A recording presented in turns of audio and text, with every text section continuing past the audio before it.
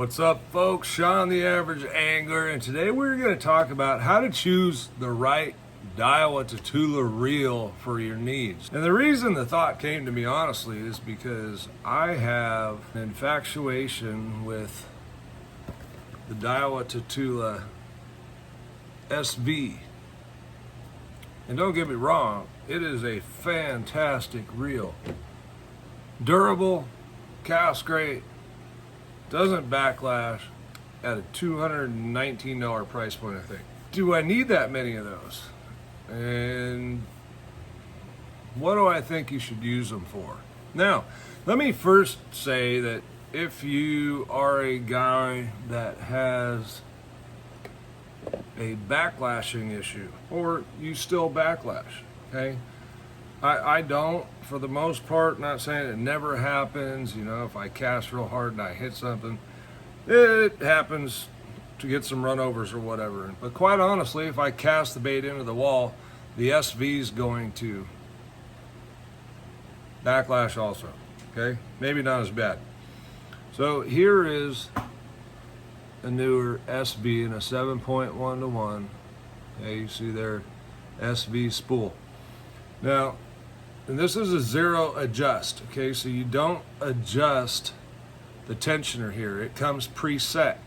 You only use this adjustment over here. And trust me, it works quite well. So what am I going to use this for? And here's what I suggest. Baits that tend to cause problems casting into the wind. Okay, that would be a great choice for the SV, because the SV spool is going to adjust throughout the cast to keep you from having problems. Now, in my mind, because it has the SV spool, if you're just looking for casting distance, the SV is not your Huckleberry. Okay, it has additional braking features in it with that spool to keep you from backlashing and overrunning, but it also at the same time is going to keep you from maximizing your cast. Now, one of my favorites all time is this Tatula CTR. Okay? These, if you can find them, eBay, find someone willing to sell some, I'm going to say buy them. I had more of them and I sold them, and quite honestly now I wished I hadn't. These are phenomenal. I mean, this reel's 15 years old, maybe more. But they're great. They cast really good. These cast so well that you'll think you're going to get a backlash, because the spool will overrun and then it tends to pull itself out, as long as that bait's allowed to continue carrying on. Okay, that's a great one. Today's version is this base model Tatula. Okay, it's a Tatula 100. I still think in the Tatula line, I think it's one of their best casting reels, okay? I wish I had, well, here, I got one here.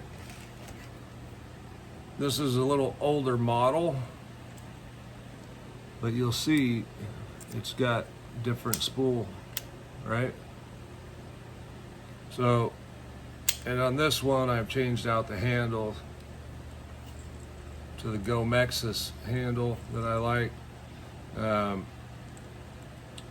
And these you do adjust. All the new ones are zero adjust tensioners.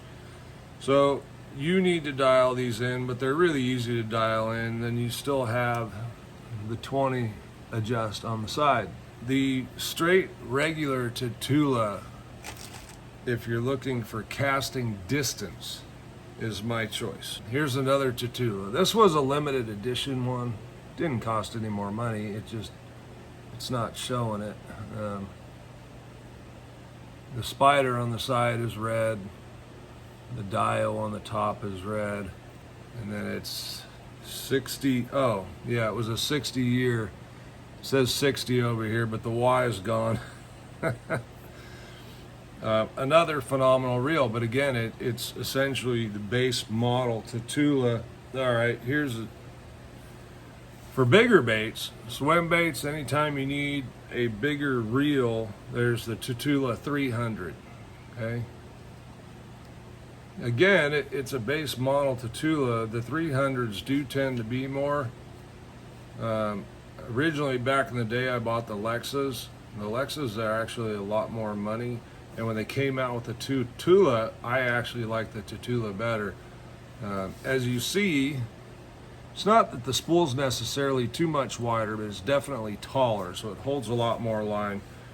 Again, typical Tatula performance. What do I have on this one? Okay, the tweener, if you will call it that. This is another, I don't remember what year special this was, but it's just a regular Tatula. It's a 150, but it's the base model Tatula, okay?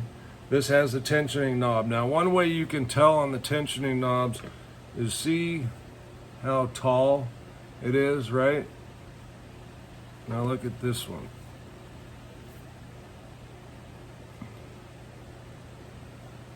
Very thin. Okay, so anyway, these you don't need to adjust tension knob. It's preset from the factory. And then they have the Elites and all kinds of other kinds. And if you go above the Tatulas, there's a whole bunch of other models. I don't want to get into that. I'm sticking with the base type stuff from the $100 to $200 range. And this is what I'm going to say. For everyday reels, I would go with the regular Tatula. Skipping the SV, hands down. Casting into the wind, the SV at that time is going to be advantageous. I was just buying SVs because I loved SVs, so I have a lot of them. I have enough I have enough SVs to outfit every one of my rods that I put in the boat when I go fishing. Not all of my rods at home, but all my rods in the boat. They're great reels. You can't go wrong with them, really. But what I will say is if casting distance is of the utmost importance and you still want to stay in those ranges without getting into a zillion or a steez, the 150 is the way to go, right? A little more line capacity, a little wider spool, gonna cast a little further with less effort. I think the handle is also, yep, a bit bigger, okay? So that 150, whoa, almost dropped that. That 150 I'm gonna typically use for like deep diving crankbaits, perhaps top waters, and then some of my swim baits, glide baits. It's stuff that I want to get a good cast on. In the case of glide baits or swim baits, it's because it's gonna hold more heavier line, okay? An SV will hold about 90-95 yards of 20-pound FC sniper. Don't ask me how I know, because I've respooled a ton of them. All right, we should talk a little bit about choosing the correct gear ratio for your reel. Now, this really comes down to personal preference, so there's kind of no right or wrong, but this is how I base it.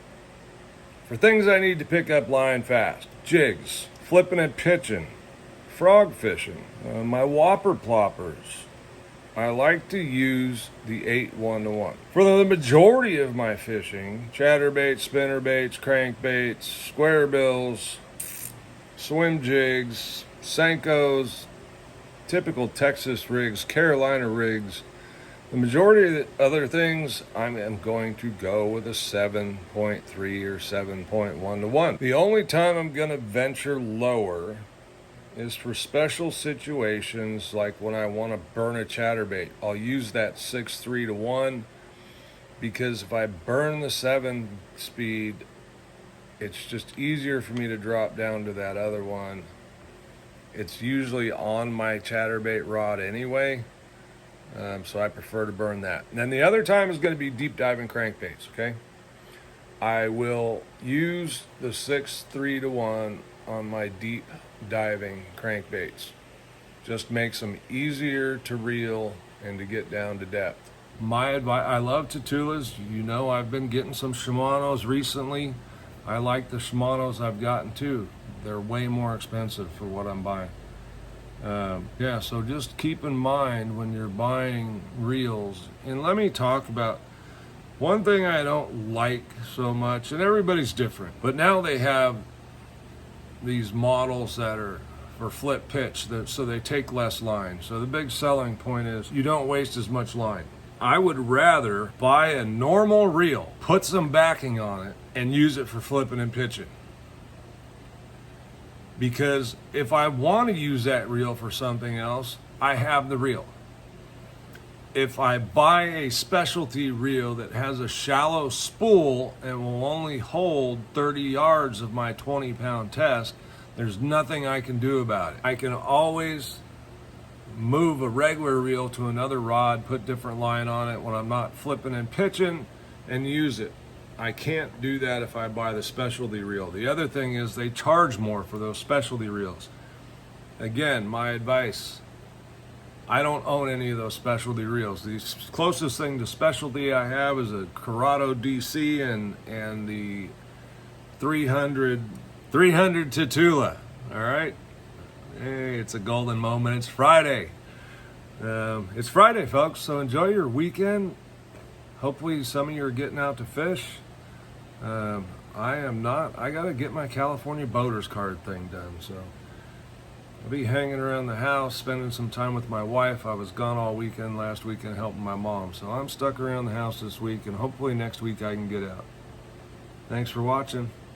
Sean the Average Angler. Like and subscribe.